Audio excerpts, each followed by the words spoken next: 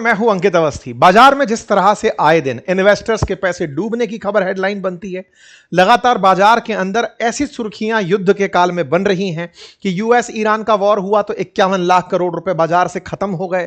तेल कंपनियों पर ईरान का हमला हुआ, ईरान की तेल कंपनियों पर हमला हुआ, बाजार में असर देखा। ईरान के युद्ध से बाजार में हाहाकार हमने कई सेशंस ऐसे आपके सामने ऑलरेडी किए हैं। लेकिन जब कोई खबर इस तरह से बनकर आए कि बॉम्बे स्टॉक एक्सचेंज का स्मॉल और मिड कैप इंडेक्स पिछले महीने 12 साल का बेस्ट रैली दिखा गया, यानी कि बाजार ने इतनी बढ़िया तरक्की दे दी और आप में से बहुत सारे लोग केवल इंतजार में रह गए कि ये कब हुआ जब बाजार गिर रहा है, दुनिया पैसा निकाल रही है और स्मॉल और मिड कैप इस तरह से कि लॉन्ग बेस्ट मंथ 14 साल का निकल कर आ गया।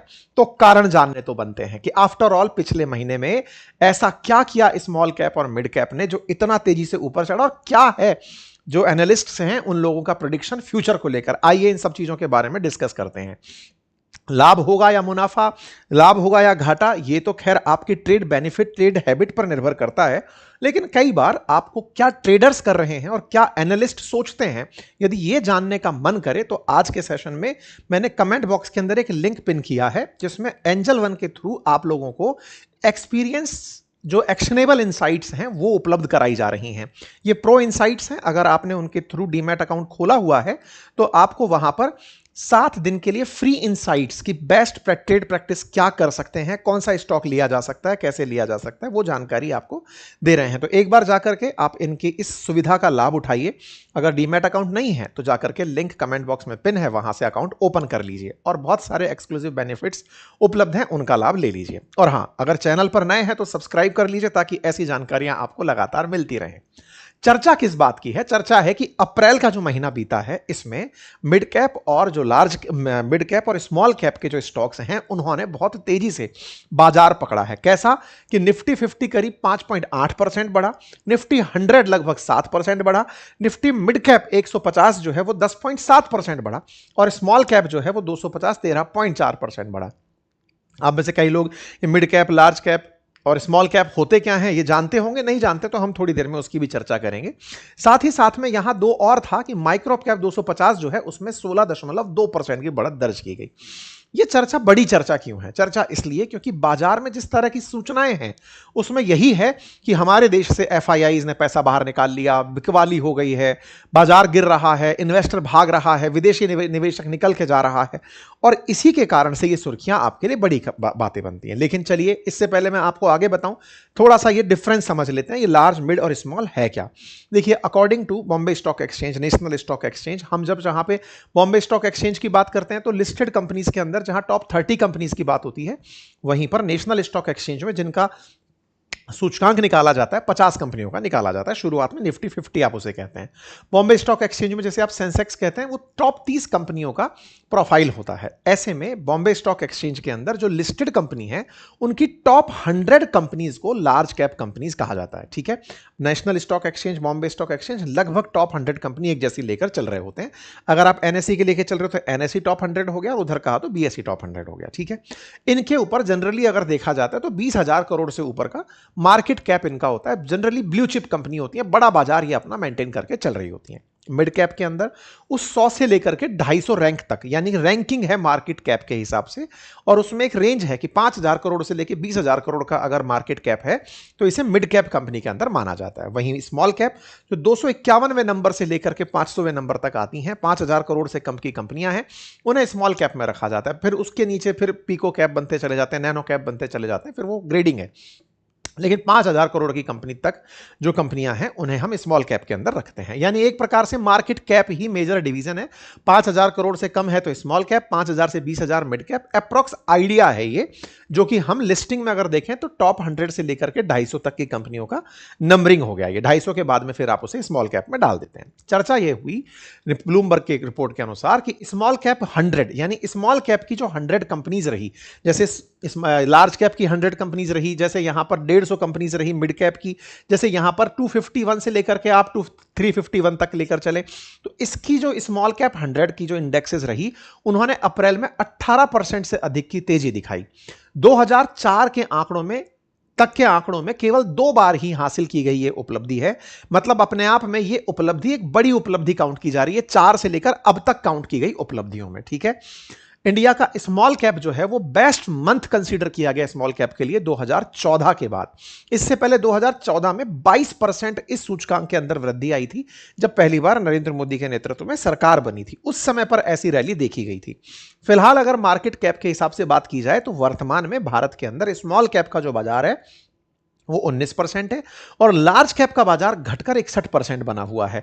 मतलब बाजार भारत में ऑलरेडी स्मॉल कैप और मिड कैप का बड़ा हो चुका है और ऐसे में स्मॉल कैप के अंदर इस तरह का परिवर्तन बाजार को एक अलग उत्साह देता है। एक चीज मैं यहां पर बता दूं कि जब आप सेंसेक्स का नंबर सुनते हैं तो उसमें स्मॉल कैप और मिड कैप का कोई रोल नहीं होता है, क्योंकि वो केवल टॉप 30 कंपनी से दिखाई देता है। तो आप हो सकता है कि कई बार ऐसा देखें कि बाजार तो गिर रहा है, आपको सुनाई दे रहा है कि सेंसेक्स गिरा, लेकिन स्मॉल कैप और मिड कैप उठ गया। क्यों उठ गया?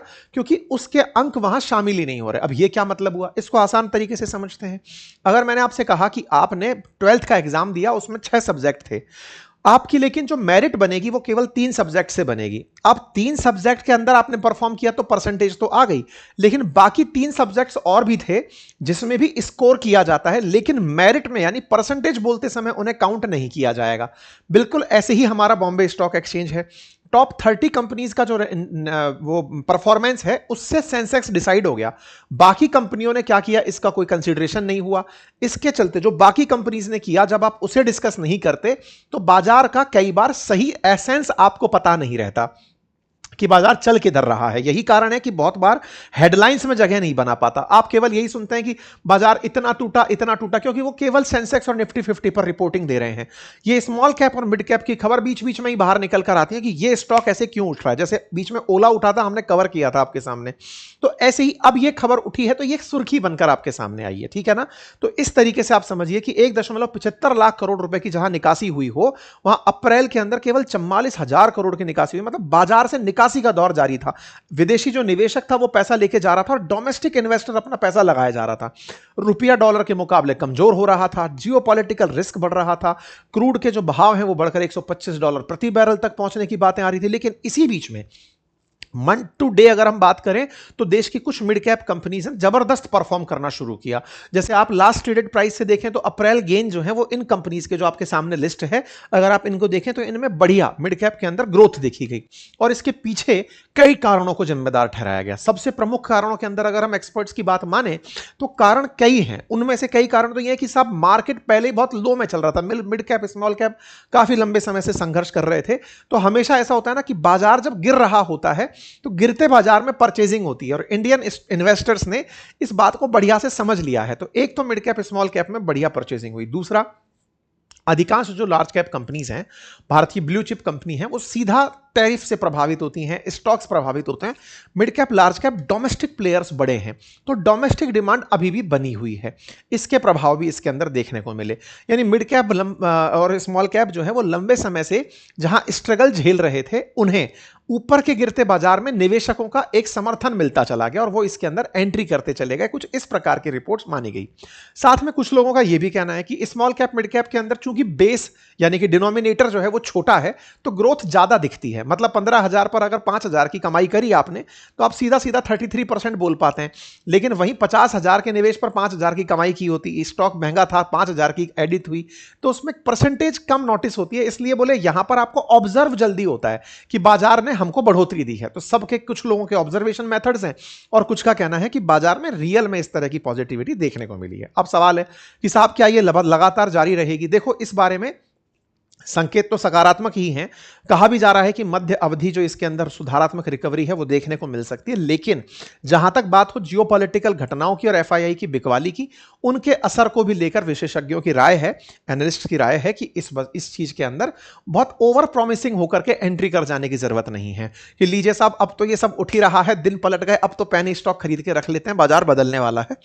इस तरह की संभावनाएं से बचने की आवश्यकता है। यानी कि बाजार में लॉन्ग समय के लिए जो निवेशक है वो बैठ करके निवेश करते समय अति उत्साह में निवेश ना करें। और अक्सर मैं निवेशकों से ऐसे समय में, जब बाजार आपको लगातार ऐसी सूचनाएं देता हो जो अति उत्साह से प्रेरित ना होती हो, तो आपसे एक छोटी सी गुजारिश रहती है कि निवेश के कुछ नियमों की पालना करें, जो अक्सर हमने आपसे कई बार डिस्कस की है, कुछ अच्छे लोगों से भी आप तक पहुंचवाई हैं, कि आप निवेश वही करें जो आपकी सेविंग्स है, निवेश वही करें जिसे निवेश कर सकते हैं, जरूरत का पैसा निवेश ना करें। जोखिम अगर आप उठा रहे हैं तो जोखिम आप समय का उठाएं कि मैं कितने लंबे समय तक के लिए निवेश कर सकता हूं, आवश्यकताओं का जोखिम ना उठाएं। ठीक है साहब। निवेश करने से पहले डॉक्यूमेंट्स को डिटेल में पढ़ें, समझें, चुनिंदा शेयर को देखें, बड़ा निवेश करने से बचें, डाइवर्सिफिकेशन को फॉलो करें। ये कुछ हमारी एनी टाइम आपके पास राय रहती है। खबरों से प्रभावित होकर पता चले कि इन्होंने कह दिया चलो अब चलते हैं, भैया मैं आपसे फिर कहूंगा अपनी रिसर्च प्रॉपर करें। हमारा काम आप तक खबरों का विश्लेषण करना है, कारण बताना है, काम तक पहुंच जाए, चीजें काम की हो, आपको अच्छी लगे तो आप उन्हें आगे बढ़ाएं। बस इतनी सी आपसे गुजारिश रहती है। धन्यवाद।